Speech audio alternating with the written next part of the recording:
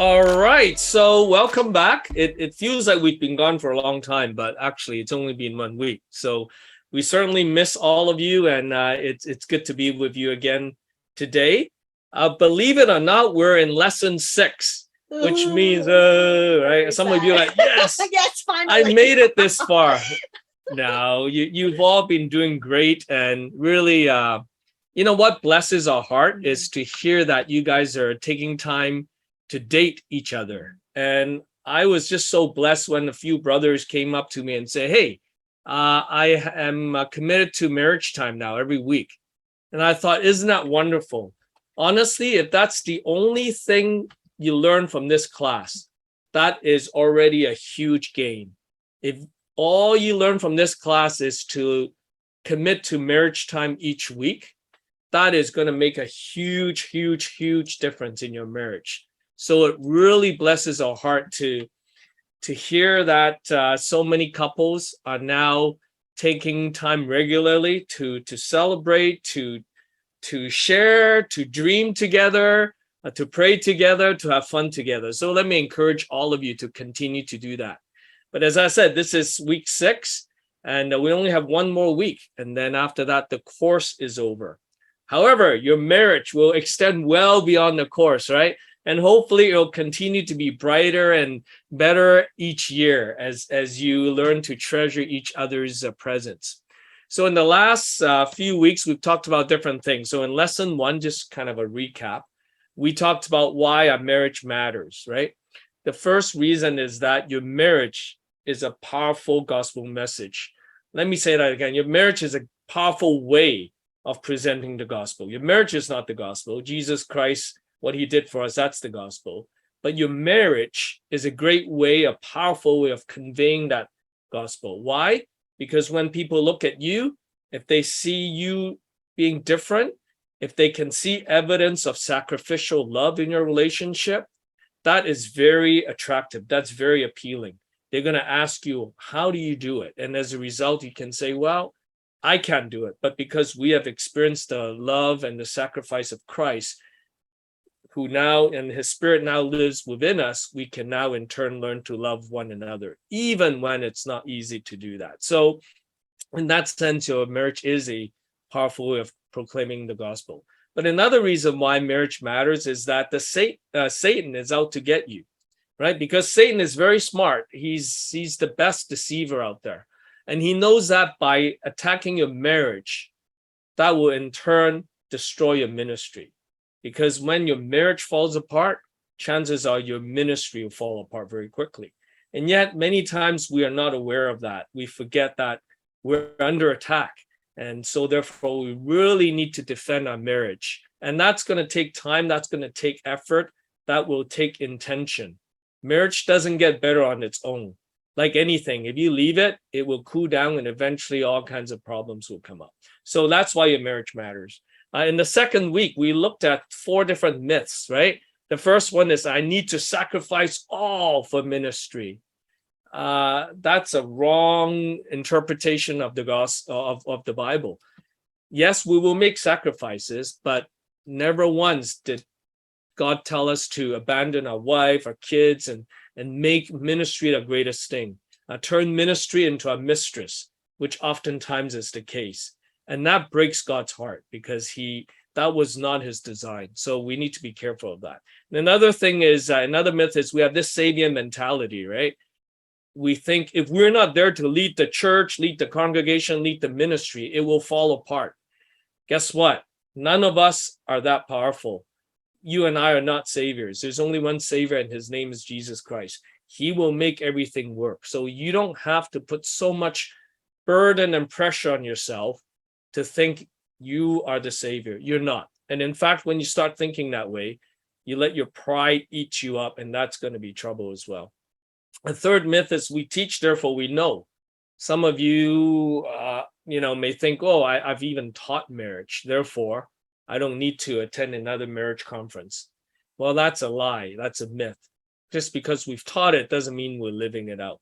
And one of the things Josephine and I, we enjoy teaching this class partly because we get to journey alongside other couples like you, but we also enjoy it because every so often we have to tune up our marriage. It's like a car, right? You need to take a car in for tune-ups. You don't wait until it falls apart to go for a tune-up.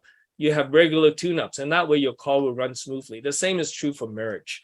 So, don't think just because you've taught it, that means you've perfected it. That's definitely not true. And then the last myth is loving God equals serving in ministry. It is true that as an expression of your love towards God, you will serve in ministry.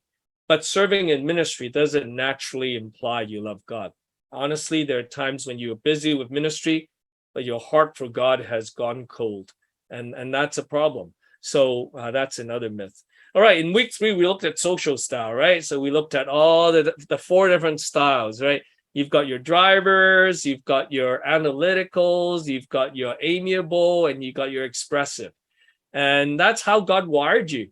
And that's wonderful. And sometimes your spouse is very different from you. And that's okay because, you know the saying, right? Opposites attract. I think opposites also complement. So the question is not so much, do you get along with your spouse? But the better question is, how do you get along with your spouse? And that's something we all can learn to do and do even better. And then in the fourth and the fifth week, we looked at emotional neglect. So we beginning with neglecting ourselves. So we end up burning out, and we end up going to this spiral that may lead you to depression and burnout, which is horrible. So we neglect self. We also neglect the wife. We neglect the husband, and also we neglect the children. And those are things that we really have to be careful about as we continue forward in ministry. Like I shared last time or the time before, just remember the firemen, right? Sometimes you have to start by protecting yourself and observing your well-being. Only when you're healthy can you help others. Otherwise, you just become another victim and you become another burden for someone else. All right, so that's kind of a little recap of what we've covered. So today we're going to go to the 6th lesson, which is a lesson on temptations in ministry. It's one of those topics that I don't think gets talked about enough, particularly sexual temptations, but it is something that unfortunately we're seeing more and more of. So our objective today is really to raise awareness so that both you and I are aware that it is happening, and not just out there, but it's happening among your circle, and maybe happening in your own life as far as being tempted.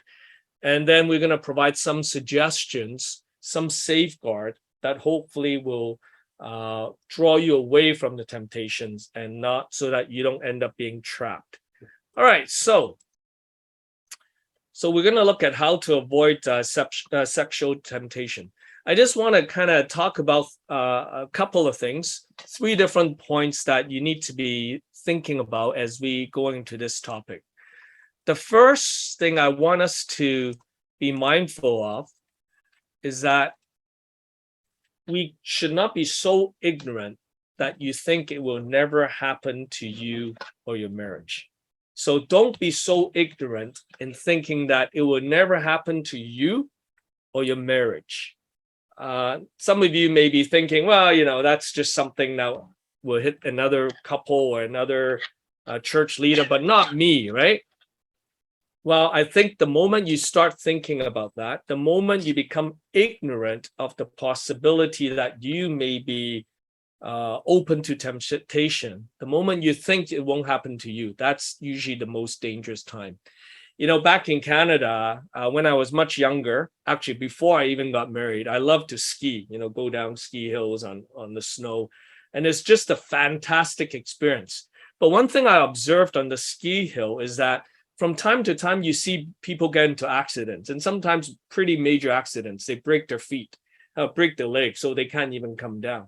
But what's really interesting is those who get into an accident and break their leg are not the beginners who are learning to ski.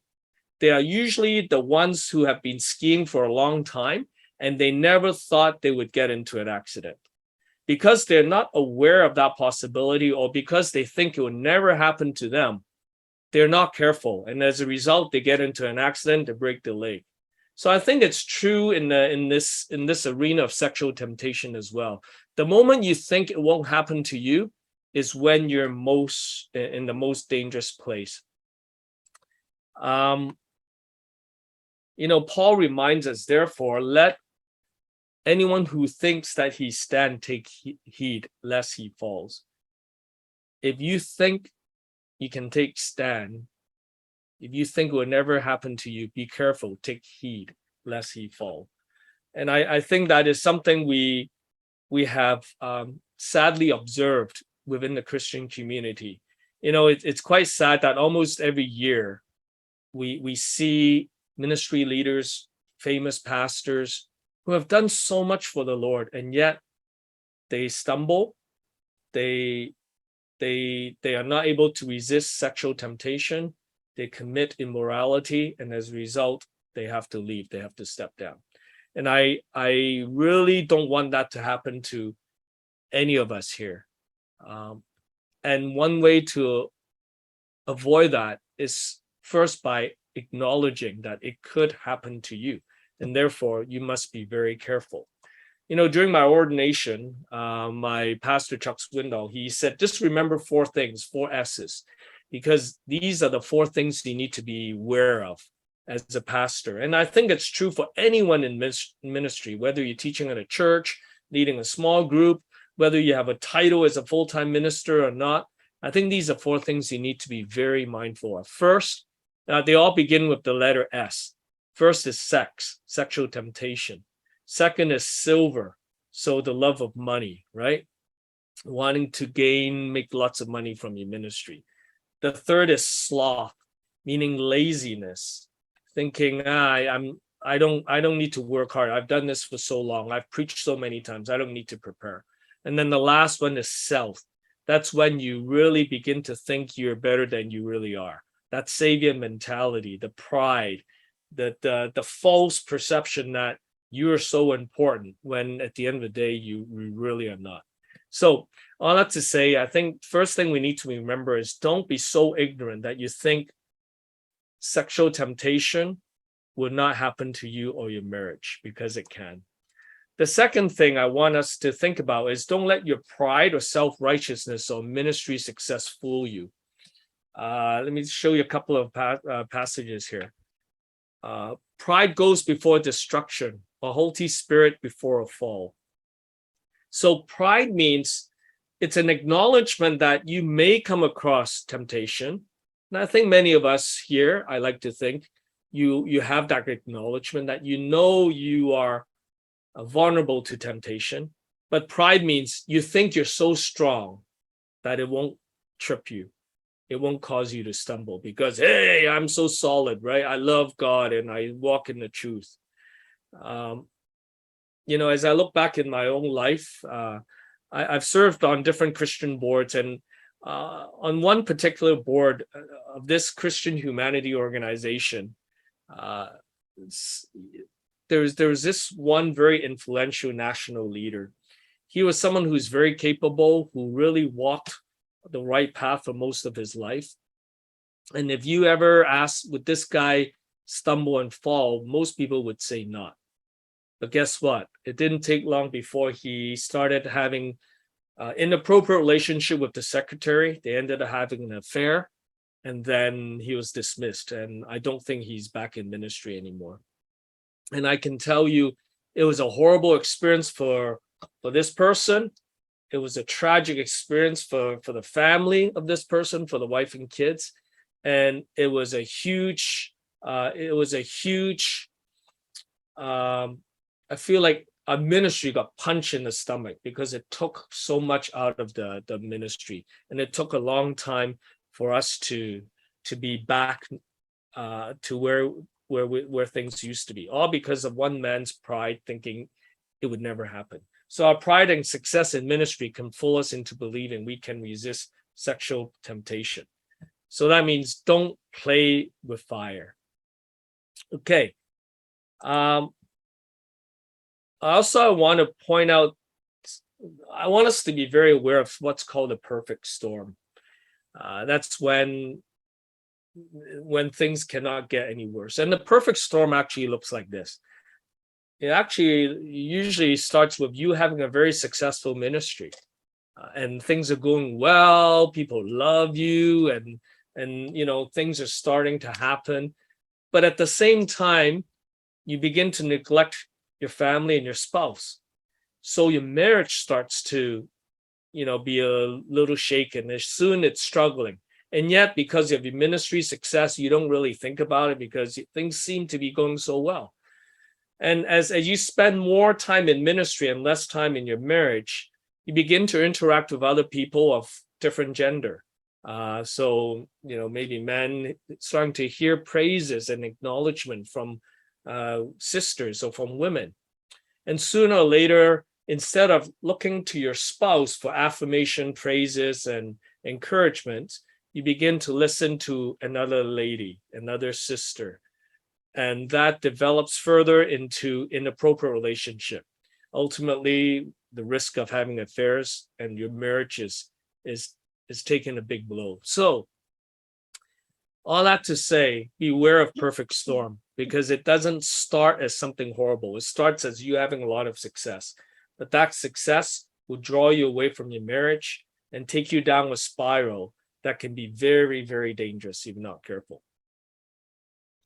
All right. So number 3, don't compromise. It starts small. First of all, I would like to mention that sometimes we might not actually wanted to get into an affair. It all started very small or innocent. It could be just a nature of nurture, very nurturing nature of us wanting just to show care to a sister or brother. We're thinking it's part of a job to minister to someone else. And I think it started very innocent at the beginning, but it could become a danger. That's why I think it's important to have women ministry workers in the church, really to protect our brothers from this kind of temptation, so that have more women minister in the midst when it needs counseling to other women. It'd be wiser for the women. Or if you're the only one, maybe you bring your wife along if you have to counsel other women. This is something that we always do. Jacob often would include me in some kind of counseling with female students. So he would never counsel a female student on his own. Or if even a student need to ask questions or assignments, he would try not to be in a private space. It will always be an open space to discuss all this, just to be aware of this. And temptation starts small. It could be just a private, intimate chat, a text message with the opposite sex. It could be just in a ministry setting, could be in a classroom or chapel, whatever it is, right? It could be just starting something very innocent, very small, but it rolls out to be something become very intimate, the conversation. And I think for women, we're not immune from sexual temptation as well. We might not be actually get into the act, but sometimes we can get physically attracted to someone, right? Sometimes brothers, you're in the church, there's certain brothers are very handsome, attractive, right? Of course. And then, it's easy for us, our inclination to like looking at beautiful things. So just be aware of that. That also for us, or even in movies or certain, it just happened to us, just as easy to men. And I think sometimes as women, we may not be, get into an affair per se, but maybe emotionally we're attached to another man, to another brother. Okay, just think back for your previous years. There's certain brothers are so kind to you. They just speak so softly with you. They're just gentlemen. They would open a door for you or do whatever kindness that you think your husband, usually is not that similar in that way. So sometimes it's easy for us as women as well, emotionally attached to someone without realizing it. So we have to be safeguard ourselves on this as well. So how do we know we're in trouble? Okay, so here are a few things. How do you know you're in trouble? Okay, what do you think? Okay, let me just ask you quickly. How do you know you're in trouble, that you're emotionally attached to someone? Can you type in the chat right now? or you see someone that they're in trouble, is certain danger, in a danger of getting into this kind of temptation. What do you see usually? How do you know that person is in trouble? Can you put in a chat right now or unmute yourself? How do you know someone is in trouble, especially in ministry when they face sexual temptation? Everyone, can you type in a chat, or you can just turn on your mic and share with us. How do you know someone is in trouble, or what kind of circumstances would put them into trouble? What are the warning signs? Yes. When you What do you see think? this in a brother or sister, oh, this is not good. This is a warning sign. What might some of those warning signs be? Or you seen someone, get into trouble in this area? Okay. See them together a lot alone. Yes. And they're not married, right? Could be they for ministry purpose. They somehow, the men and that women would often, the brother and sister often serve together, alone together. Very good. What else? What else? Think of someone more than your spouse. Very good. Yes, you think of someone else more than your spouse. Very good. What else? That someone is in trouble. Depending too much to get things done. Juan, what do you mean by that? Depending on, you want to unmute yourself? Sometimes what happens is to get, for every needs that they have, for even for household maybe, or other things, office things, they would depend on that person to do that thing, Yes, very true. So you get very close to that person because you need so much done. Very true. Like it's like someone, if a woman, you ask a handyman or brother always come to your house to fix something in your house, or your husband could be away for ministry for many, many months, right? It could become a problem, right? It could lead to problems. Yeah, very good. Losing objectivity, being emotional on a personal level. So do you mean, Rima, to attach to someone emotionally? Do you mean, or Joshua, you put it there? Yes? Yes, I do. I mean, how do you see that in, yes? Sometimes, instead of taking things on a rational and objective manner, emotions can, that can be overtaken by emotions, and then lose the objectivity, but just, and then, and then the discussion turns into personal level and emotions, and then, that can continue and lose the focus and objectivity, and then, yeah, that's what I mean. Yes. Okay. Thank you. Very good. Excellent. Now, how many of you, being honest in your ministry life, okay, you have seen someone fallen because of this sexual temptation? How many of you have seen that? Raise your hand. In your ministries environment, how many of you have seen people fallen, like they lost their ministry because of the sexual temptation? They have sinned sexually. How many of you have seen that? Raise your hand. Okay, I think almost all of us have seen that. Yes, and it's such a crucial, yet there's not much discussion on this topic. So hopefully after today we'll be more aware of this and safeguard ourselves from this, because Satan knows very well, so easy to attack us is, one of these areas to attack us. Okay, let me thank you for all your sharing, and here are a few things that could be warning sign as well, besides what you have talked about. And I think one of the warning signs I've seen, I kind of talked to Palm Tree before. I understand in India, sometimes some of the pastors have to be away for months from their families because they have to minister in the villages. So I think, just being apart from the spouse, not just in India, in general, if you're being apart from your spouse constantly because of ministry reasons, also open up a lot of temptations for the husband. You keep thinking about the other person more than your spouse and your family, what Jack suggested. Another thing, you're eager to see this person, even you dress up to impress. and look for the alone time with this person, looking for ministry opportunities. Okay, when you can legitimately be alone with her or him, when you create a church or ministry project, so two of you can be together. Okay, that could be very dangerous. You start a private conversation with him or her about your frustrations in your marriage. So you start talking very intimately, share very intimately with this person, which is opposite sex. Okay, you may pay more attention to this person's happiness or well-being more than the needs of your family.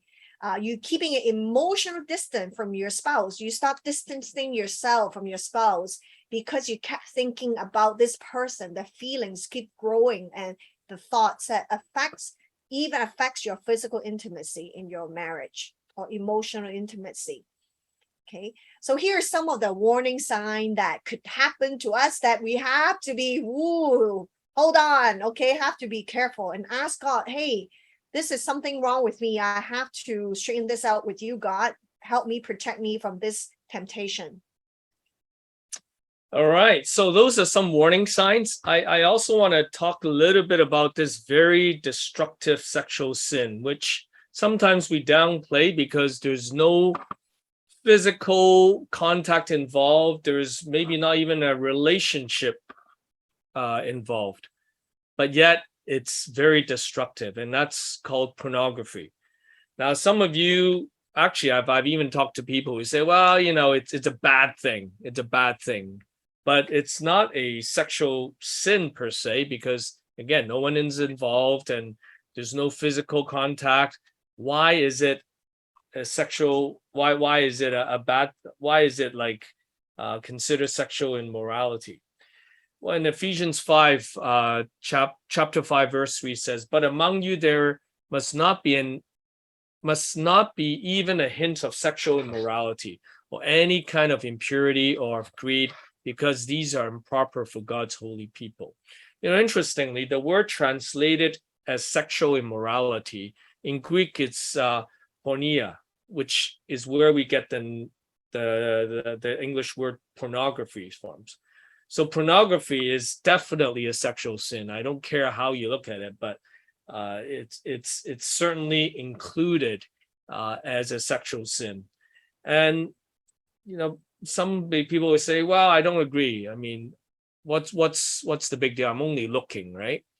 Well, Matthew 5:28 says, but I tell you that anyone who looks at a woman lustfully has already committed adultery with her in his heart. So again, there's no act involved. There's no physical contact involved. There's not even a relationship involved. But yet, the fact that you're looking at another person who is not your spouse lustfully, that is considered that is considered adultery. And we therefore we must not downplay or minimize the destruction of pornography. But the sad thing is something that really hits a lot of people, a lot of men, but a lot of women as well, and even those in ministry. I heard about one scary incident. One time, this happened in the United States. There was a pastors' conference, so a number of pastors from all over the country gather at this hotel to have a pastors' conference, and this lasted several nights. And then when it was time to check out, the hotel owner noticed something. He noticed the number of people, the number of pastors who subscribed to pornography at the hotel actually went up. So during that week, when they had a pastors' conference, the number of pornography, the number of porn film that they sold was higher than normal. And this is very horrible. I mean, you would think it's the opposite. You think none of that would affect pastors. But I think the reality, it affects pastors as much as it affects another guy.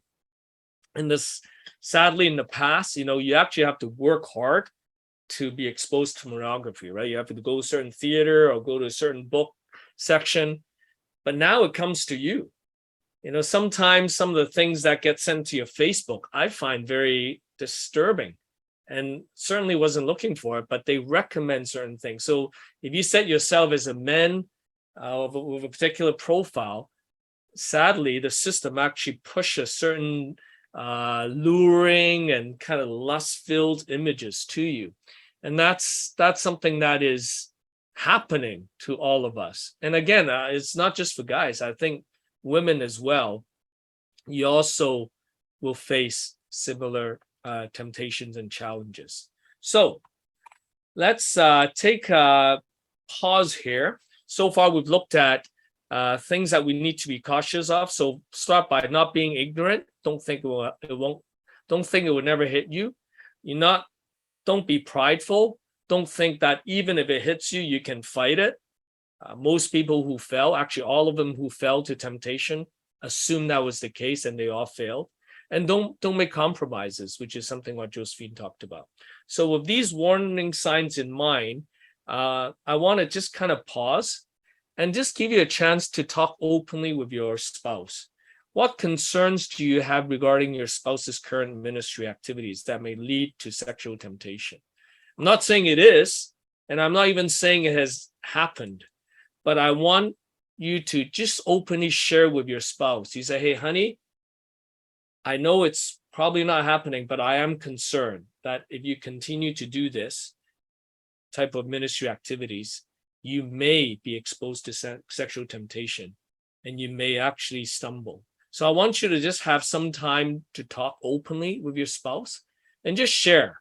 Again, it's not right or wrong. It's how you feel. It's what concerns that you have. Whether or not those concerns is happening or not, that's irrelevant. I just want you to just openly share. Okay, so I'll give you 5 minutes to do that.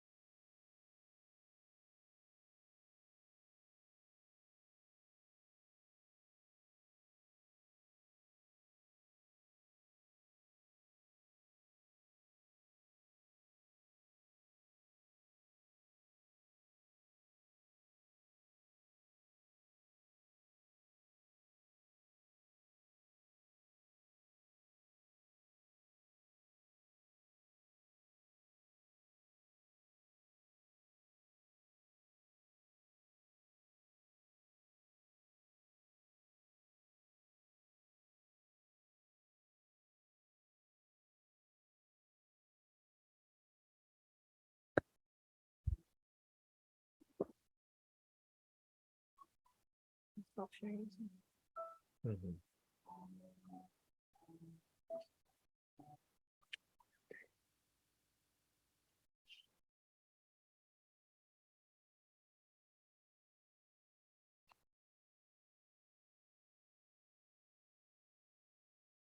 All right, I just want to pause here for a second here. We've been telling you all this warning sign and the possibility for you to get into this temptation. And I hope that it's not just some knowledge that, oh, okay, I listened to, just 30 minutes of lecturing. Okay, now we're done, put it behind us.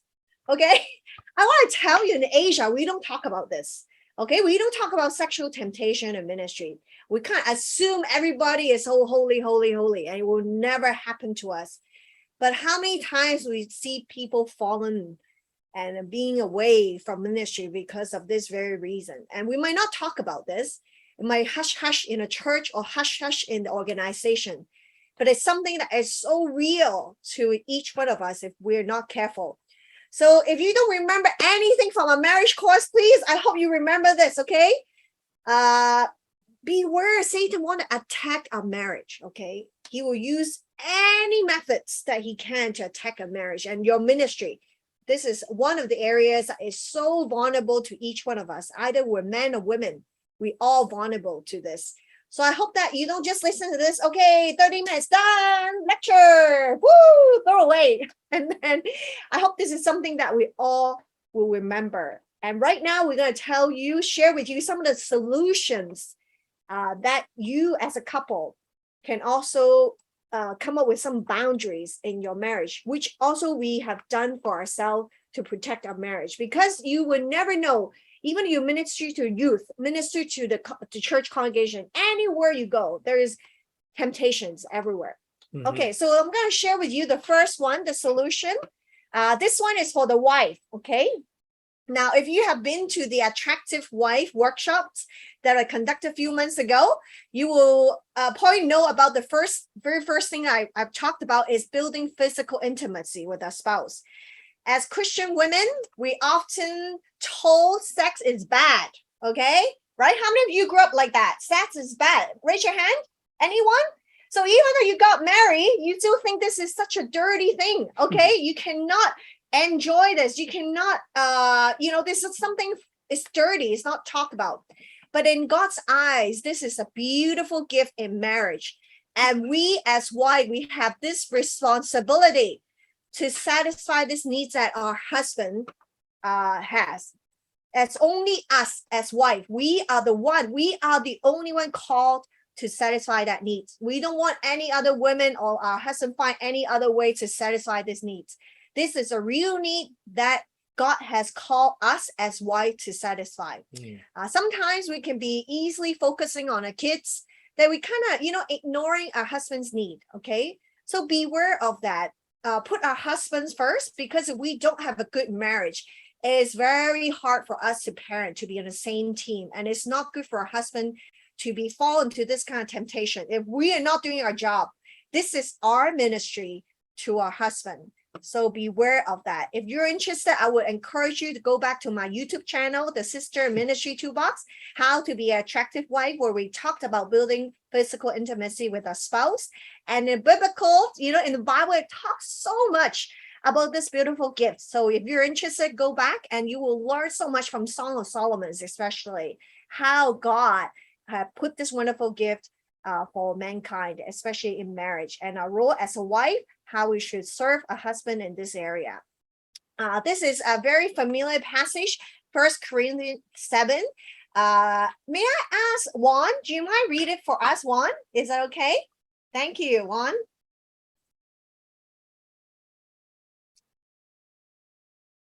Unmute yourself, sorry. Thank you, Juan.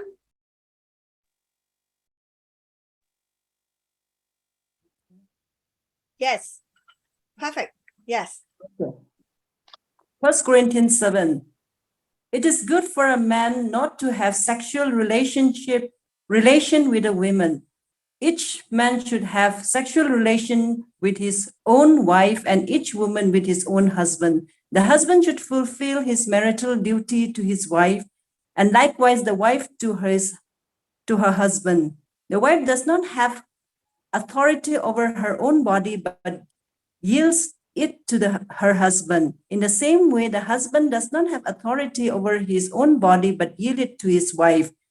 Do not deprive each other except perhaps by mutual consent and for a time, so that you may devote yourself to prayer. Then come together again so that Satan will not tempt you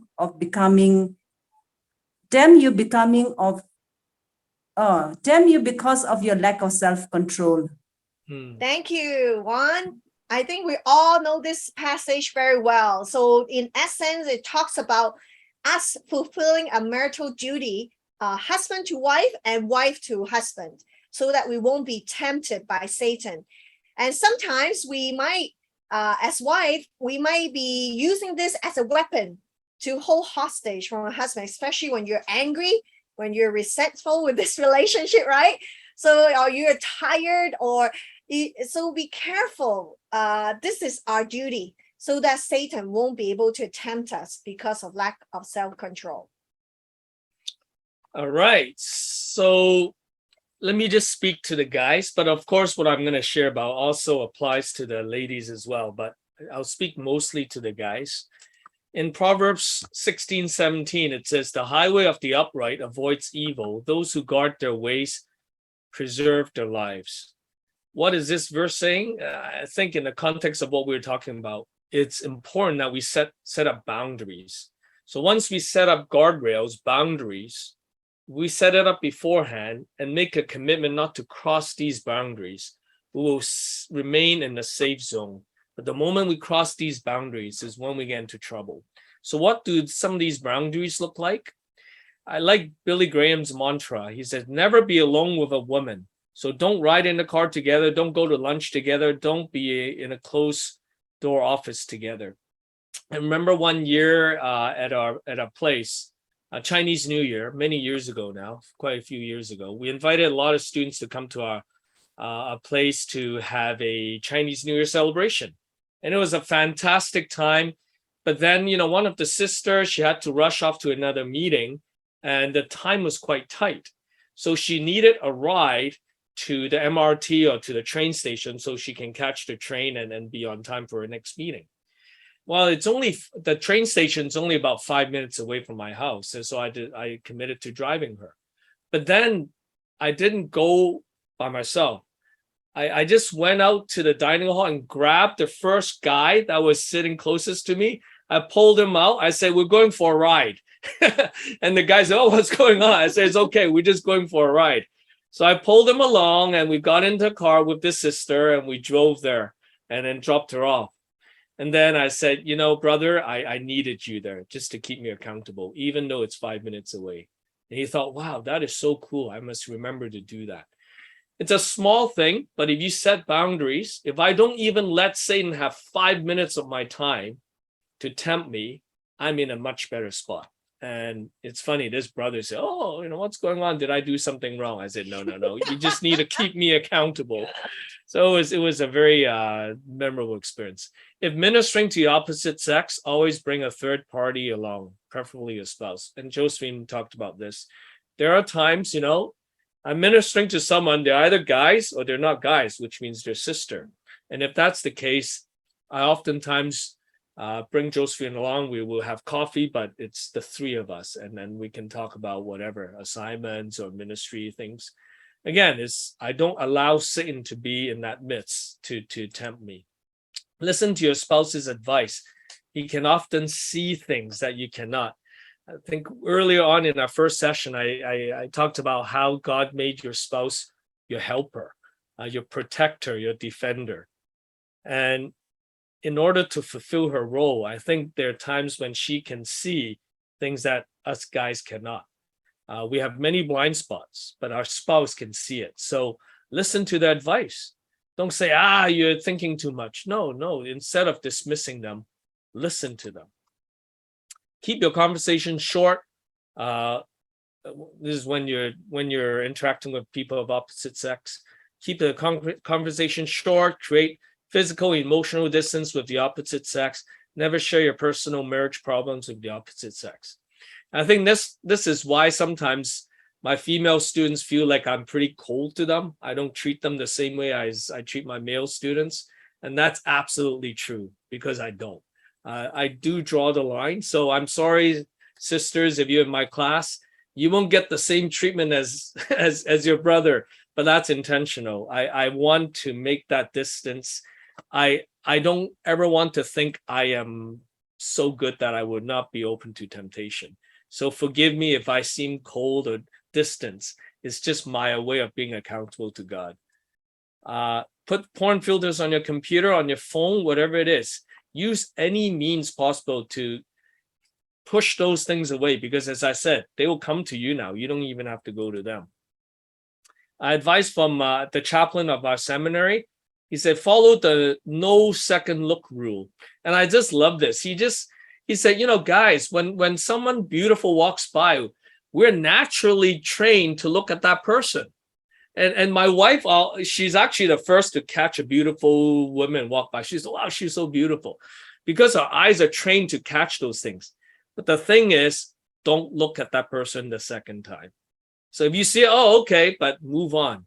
Because the moment you look at that lady the second time, that's when you open the door for Satan to put lustful thoughts and then it expose you to temptation. So no second look. First look, you can't help it, right? Human instinct, but no second look. Flee when in doubt. Flee when in doubt. Never dance with temptation. Learn from Joseph. That's one thing we love about Joseph. He doesn't sit it through and see how strong and show people how strong he is. Oh, I can resist my boss's wife. No, he didn't even allow that to happen. He just fled. Same with you. Stay away from certain websites, stay away from certain places, stay away from certain magazines, stay away from certain TV programs that could draw you in. Just flee from them. Discuss with your spouse and decide what boundaries should be in place. And this is something Josephine and I talk about a lot. So things like no late night meetings in general, but definitely not with someone in opposite sex. No overseas trip without accountability partner. And that's something we must be very mindful of, especially if you have to travel in your ministry. I get it. There are times when you have no choice. You say, Jacob, I wish I didn't have to, but I have to travel. And I get it. If that's the case, make sure you have someone there to keep you accountable. It's not worth taking the risk. All right, last solution before you get into a discussion with your spouse again to set up boundaries for your own home. Develop routines, I think, is so important. We talked about balanced life in this whole course. We talked about setting up a schedule, right, for your family time, marriage time. I think it's so important. If we invest in a marriage, we will have less chance to allow Satan to attack a marriage. Is when we are lonely, when we don't feel attached to a spouse, then we open up to these type of temptations. So it's investment not just for your family, the marriage time, but also for your ministry to avoid those temptations. Do things together as a couple, eat together, breakfast, maintain a thrill, intimacy, grow together, stimulate each other emotionally, having fun together, intellectually, grow together, take classes together, go conference together, spiritually, pray together, fellowship, physically, intimacy. So today we will have a very long talk on this when you will have a long discussion with your spouse later on in the Alpha Marriage course where they talk about good sex, okay? So you will have lots of time to discuss that. Last but not least, we must grow to see each other as best friends. I think over the years, this is something we have learned is we become buddy to each other, right? So then, you become we become each other's partners and best friend and best lover. So there's no chance other women or other men can come to tempt you because you have such a good relationship. And that takes investment and time to do that. So don't forget your marriage time. That's why we're pressing to you. Marriage time. Is to build those intimacy with your spouse. Last but not least, marriage is the most intimate human relationship on earth. Not a relationship with our children. Our kids, one day they will grow and they will leave us. But our spouse is someone that will journey with you for the rest of your life. So this is the most important relationship that we should invest in. Okay, last but not least, I want to give you time now since we give you many suggestions how to build boundaries and all that. So I want to give you 10 minutes and 10-15 minutes to give you some time to talk with your spouse right now. What are 2 to 3 things that you can apply in your marriage today to safeguard yourself from sexual temptation? Okay, so we're gonna give you 10 minutes time to do that. Okay, not 15 minutes, 10 minutes. Okay, all right.